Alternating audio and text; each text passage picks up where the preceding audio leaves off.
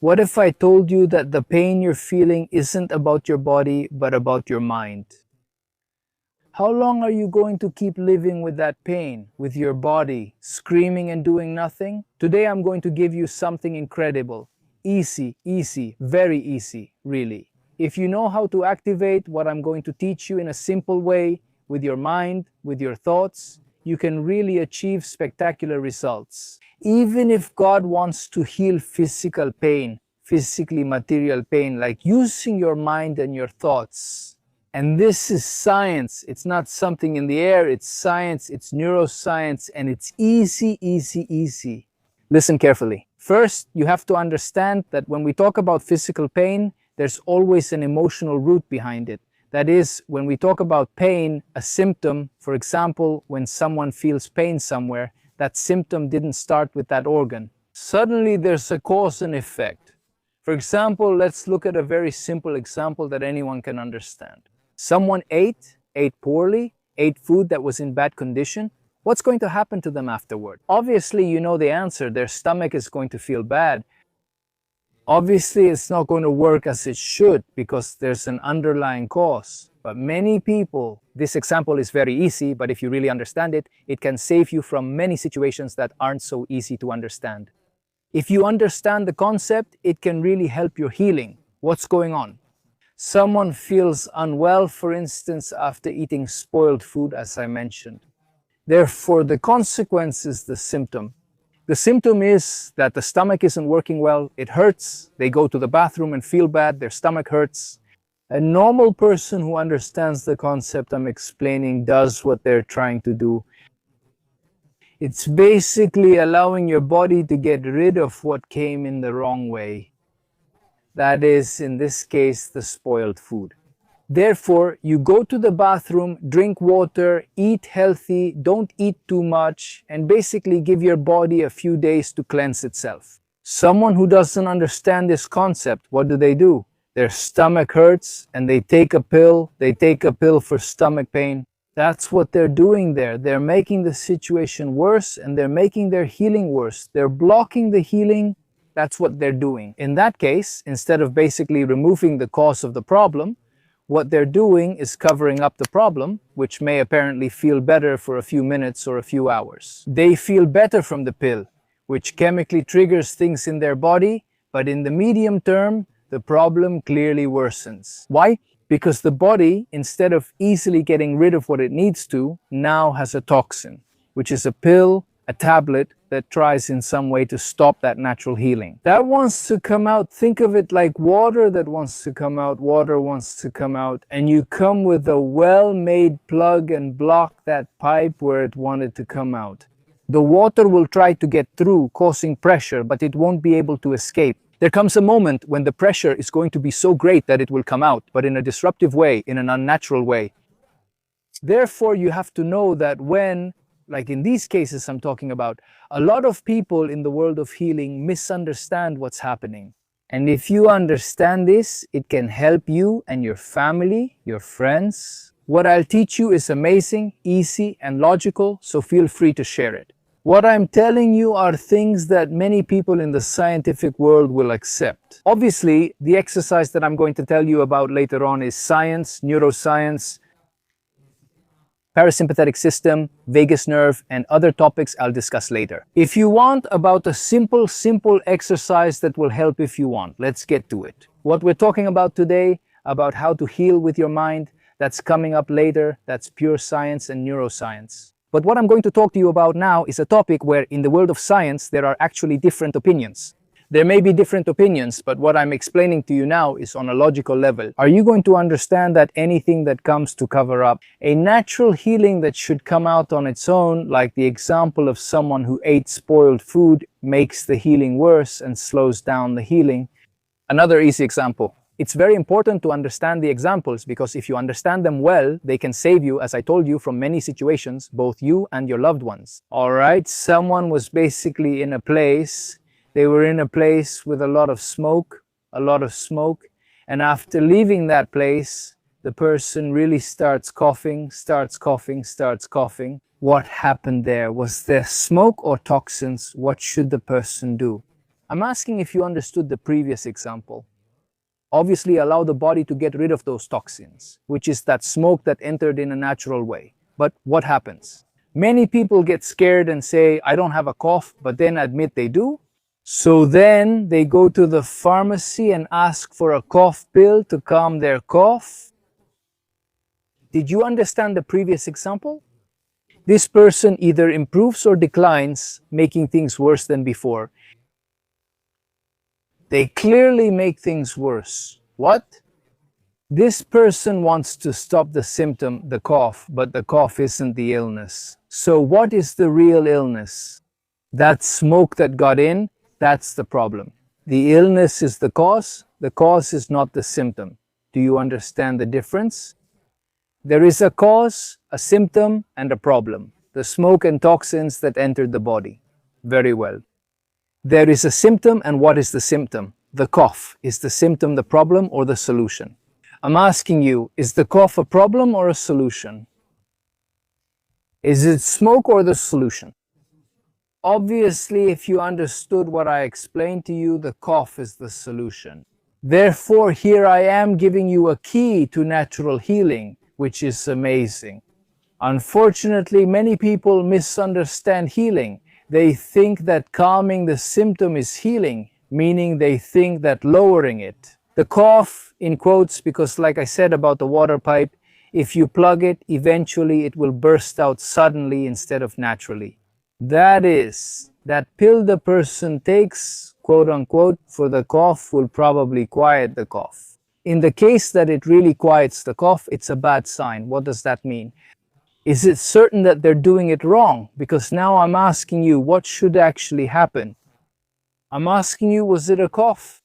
Go ahead and get those toxins out, which were the smoke that entered the body until the cough is over.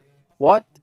When there's no smoke in the body, there are no toxins. The cough has no reason to exist, therefore the person heals naturally.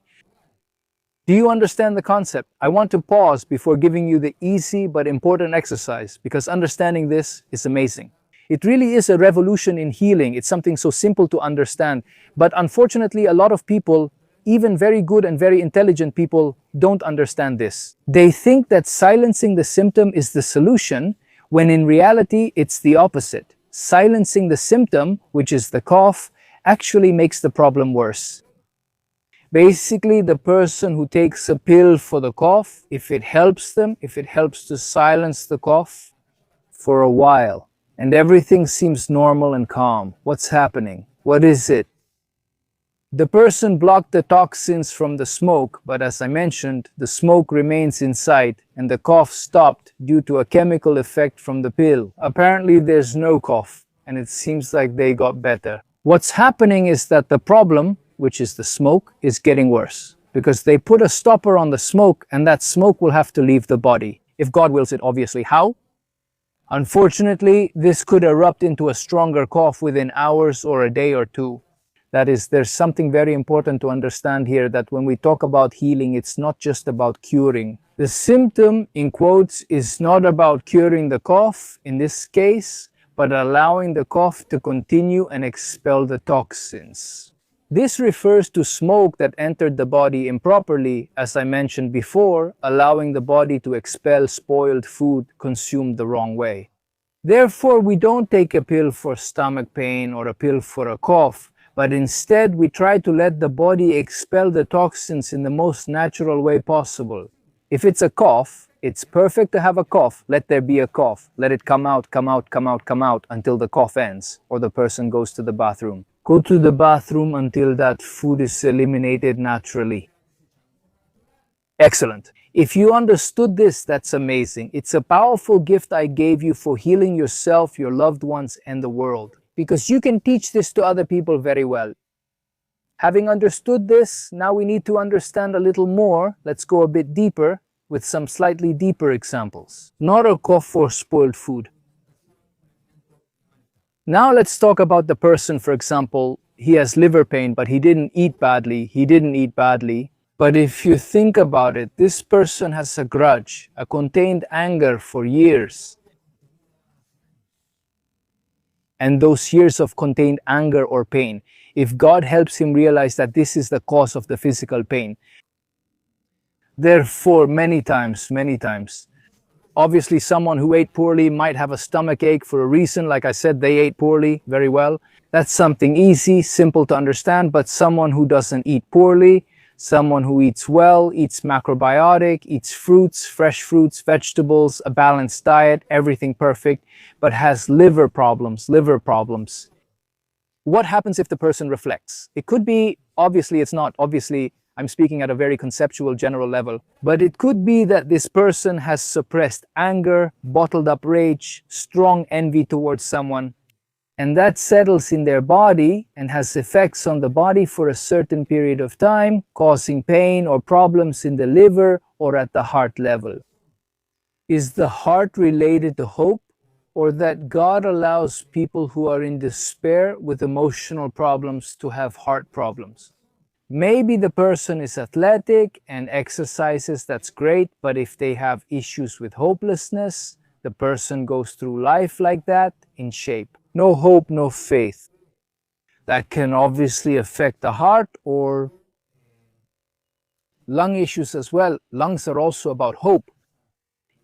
I'm giving you examples of, for instance, issues with the heart, the lungs, the liver, things where you can address the specific problem. Do you have pain here? Or try to reflect on what's going on. The lungs, the air, hope or hopelessness. May God allow me. That is, there are problems here, emotional, spiritual, and you have to look into them. And that's what I want to give you today, which is a bit deeper than the examples at the beginning, which were purely physical. You have to see what's going on there. Therefore, what I want to give you is basically an exercise in reflection. It's easy, it's breathing. As I told you, this is science and neuroscience. You activate the parasympathetic system of your body, which is the vagus nerve, which is the main part of the parasympathetic system. I'm going to discuss science and neuroscience, including emotional and spiritual aspects.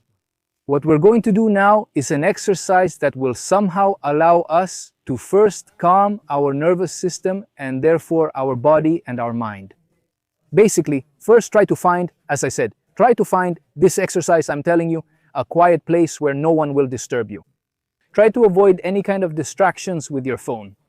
Try. It's very important because if you don't somehow, just like with the example of eating poorly, you have negative influences that are going to bother you. With this process, which can last 3 minutes, 5 minutes, however much time you dedicate to this process, basically of calmness, meditation, mindfulness, as it's called in English, a bit of full awareness. In the moment, it's very, very easy, very, very easy.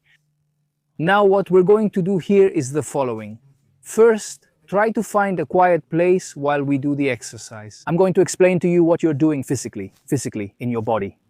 You have to understand that basically, on a nervous level, the nervous system, you have two main areas in your body, which are the sympathetic and the parasympathetic systems. What we're going to do today with this exercise is activate your parasympathetic system, which is basically the nervous system. It's responsible for your digestion, your sleep, your tranquility, your calm. That is, if after this exercise you feel calmer, and also if you do it regularly, you can try it for a week or obviously as long as you want. It's something excellent, God willing. And if you feel that, for example, your sleep is better, you sleep better, your digestion improves, your mood is better, that's a very good sign. That's on a physical level. Basically, the vagus nerve is the main player in this parasympathetic nervous system, which is your calming system.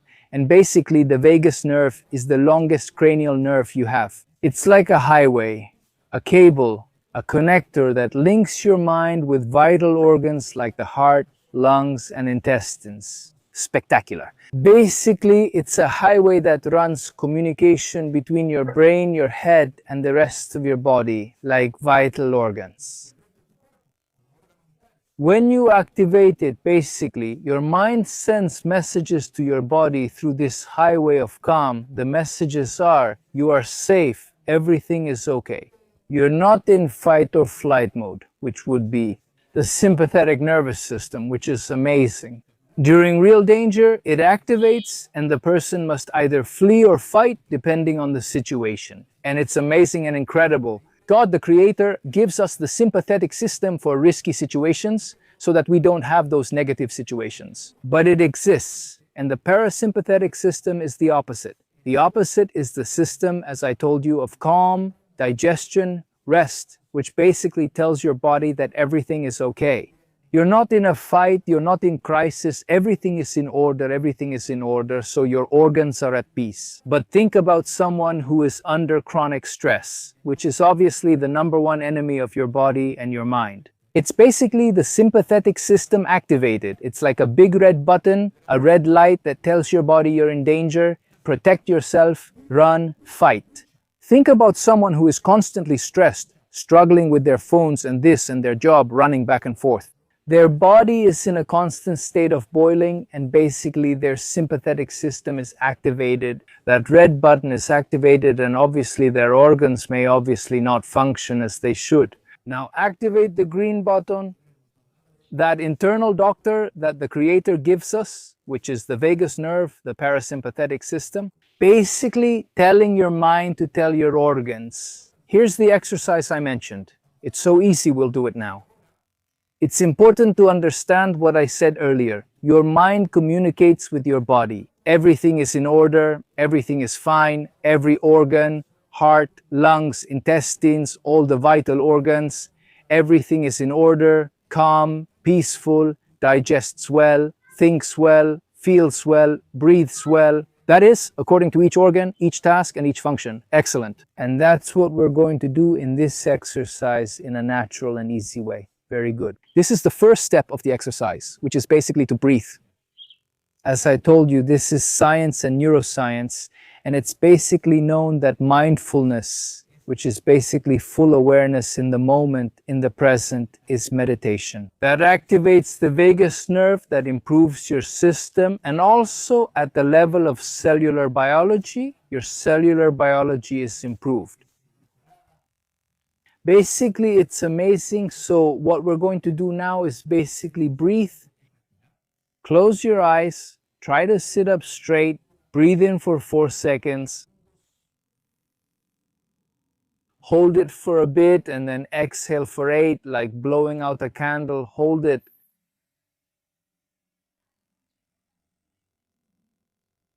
Let's do it again. Let's breathe.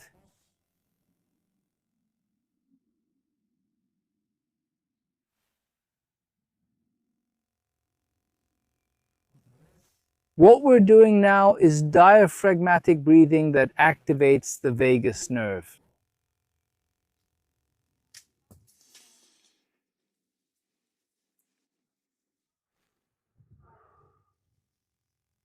All right, smile. What it's giving you now is a great blessing to your body. Basically, what we're doing now is, like I told you, activating the vagus nerve, your internal doctor, that green light that's basically on that highway of calm. Your mind, through how you're activating it, activating and manipulating it from your mind and your breathing, is a positive manipulation. Obviously, it's pressing that green button that you're basically telling your body, everything is calm, everything is fine, my dear organs, everything is in order, everything is in order, everything is fine. You can continue this breathing for several minutes. While I speak, you can keep breathing. Excellent. Very good. And on a slightly deeper level, while you meditate now, while you are breathing now. Basically, try to think about where the pain is. Try not to overthink where the pain comes from. Surely that's where it hurts. Where does it hurt? Very good, very good. That's where it hurts. Excellent. Now try to see and reflect that now we're going to an even deeper level. What emotion is in that organ, in that pain? What emotion is there? What came up for you? Anger, rage, envy, hopelessness. What happened to you? Very good. What came up for you? Allow it to enter your mind. Obviously, if you understand that it's right, obviously, if it has to do with what hurts you, very good. And now we're going to go a little deeper, which is basically accepting that emotion. What does it mean to accept? It means to understand that we have it. Think about how a few minutes ago you might not have been aware of this gift I'm giving you. Now, which is basically to reflect what is hidden in that pain you have. As mentioned earlier, on a simple physical level, if you eat poorly, does your stomach hurt? That's something very simple. This is much deeper than that pain you have. What emotion, what internal emotion is hiding? There's a symptom, which is the pain, and there's a cause, which is emotion. If somehow you identify the cause, which is the emotion, and you accept it, and now you start to work on it. Now I'll give you an even deeper problem. It's spectacular. It's like with the first example, it's like that bad food has completely left your body and now you feel good. Or the other example I mentioned about the smoke. It's like through that cough, that smoke, those toxins were completely expelled from your body and now you don't cough anymore. Why? Because that cough no longer serves a purpose, since the toxins have already left your body. Therefore, if you find the cause of the problem, the emotion that is hidden, you identify it, accept it, and start working on it. Like a craftsman who works with clay and makes a beautiful vessel out of that clay, afterward spectacularly, not only to improve and heal what hurts you, but to transform it into a blessing, to be much stronger than before. For example, let's give an example. You realize that you were accumulating anger, rage. Very good, very good. Now we're going to start working, as we said, like with clay, to work on that rage and say, well, what's the opposite of rage? How do I heal rage? What would be the pill, metaphorically speaking? What do I need to extract to neutralize rage? It's not in the pharmacy, but in your mind and heart. It's, for example, is it love, understanding, empathy, for example? Very good. Instead of being angry, have patience, have love, have empathy. Start judging the person in a positive way. Maybe he said that to me because you start to use your good eye. Maybe he had a bad day. Maybe someone spoke badly to him at work, and I was the first person he ran into and took it out on me. That is to say, you have to start working. That emotion opposite to the cause, instead of anger, love, understanding, empathy, for example, that's an example. You have to put the emotion that is right for you, suitable for you, very well. So now we're going to go into something much deeper, which is basically in this breathing exercise we're doing. Also, this is a gift for you now. This also, when you make a slight smile and the matter of exhaling, also, your mind receives peace. And as I told you on that highway of your calm, your mind tells your body everything is more than fine, everything is perfect, everything is at peace. Therefore, you give oxygen, both physically, your body gets oxygenated, and also emotionally, you give oxygen and peace to your body. I mean, you can also do this breathing, not just blow like with a candle. Oof, also with a slight smile. Feel the love of the Creator who loves you. And here comes the deepest part, which is basically when you do the breathing. Is it to thank the Creator or to ask if He has already shown you? What causes the problem? Both on a physical level, if it's a specific physical pain from something you did, a wrong movement, it's something simpler. But if it's something that has to do with your emotions, like hatred, resentment, anger, hopelessness, all of these things we mentioned previously, and you realize that the Creator is somehow showing you where the cause is. The key word is gratitude, to thank the Creator, and also your body for responding well. Really, your body is like the Creator. God brought us into this world with soul and body, and they are united. The soul is clothed in our body. It's like a rider on a horse. The horse is the body, the rider is the soul. That's how your soul should be. It should be the rider of your body and lead it to the best, and so your soul to your body. Therefore, when you thank your body, it's like when the rider feeds the horse or takes it to rest. to a place, to a beautiful river, so it can drink water, spectacular water from a river, fresh water, to a pasture where it can go. There's a dialogue between the soul and body. God gives us this body, and there's a mitzvah. There's a commandment in the Torah, the Holy Torah, which is to take great care of our body, right? To our nefesh, our soul, meaning our emotions, and to our body. To take care of the soul's covering, obviously, the soul's covering. Ushmartem in Hebrew, ushmartem meod et nafshotekem. And you will take great care of what would be the body, the emotions. You have to take great care. God commands us to take great care of our body, our emotions. Thank God, the Creator, and thank your body for responding well. Ask God to help you cleanse what needs cleansing. It's impressive, it's spectacular in a way. First, I'll explain in my own words, but you still need to speak with God, the Creator who constantly loves, trusts, and creates you. That you fulfill your mission in life, that you do His will with great joy, a good heart, being honest, sincere, and ethical. In every moment of your life, in every action, in every word, in every thought you have, be aligned with the will of the Creator. Spectacular. Therefore, you can thank God that He really showed you what that motion or cause was, that you did wrong, ate wrong, or did something negative. And really ask Him to help you cleanse, to help you cleanse. Only the Creator can really help us cleanse.